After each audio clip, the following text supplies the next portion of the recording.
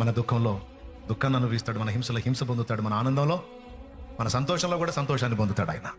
ఇంకా చెప్పాలంటే ఎన్నిసార్లు రాయించాడో, మీరు సంతోషంగా ఉండండి, చింతను నా మీద వేయండి, మీరు సంతోషంగా ఉండండి, సంతోషంగా ఉండండి, నేను ఉన్నాను కదా అని. అసలు ఎన్ని మాటలు రాయించాడండి. మీ చింత యావత్తు నా మీద వేయండి, నేను మిమ్మల్ని గూర్చి చింతించుచున్నాను, మీ విషయంలో బాధ్యత కలిగి ఉన్నాను, మీరు అనుభవించిన ప్రతికూలతలు కొద్ది కాలం తర్వాత తొలగిపోతాయి, నెమ్మది గల దినాలు నీకు వస్తాయి, నువ్వు ధైర్యం తెచ్చుకో, నెమ్మది కలిగి ఉండు, చింతను యావత్తు కూడా నా మీద వేయి, సంతోషంగా ఉండు, శ్రమ కలిగిందా ప్రార్థన చేసి నాకు మనవి చెప్పి నువ్వు ధైర్యంగా ఉండు, నెమ్మదిగా ఉండు. ఏం ప్రభా, నేను బాధపడితే నీకేమయ్యా? మరి నాకు బాధేరా బాబు, నేను ఏడిస్తే నీకేమయ్యా? నాకు ఏడిపోయారా బాబు.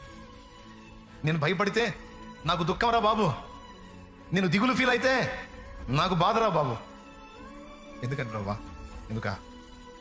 నువ్వు నాకు అమూల్యమైన వాడివిరా, నువ్వు నాకు అమూల్యమైన దానివిరా తల్లి, నువ్వు నాకు అమూల్యమైన దానివమ్మా. ముఖ్యము నేనైతే నాకంటే అమూల్యం. అందరికీ నేను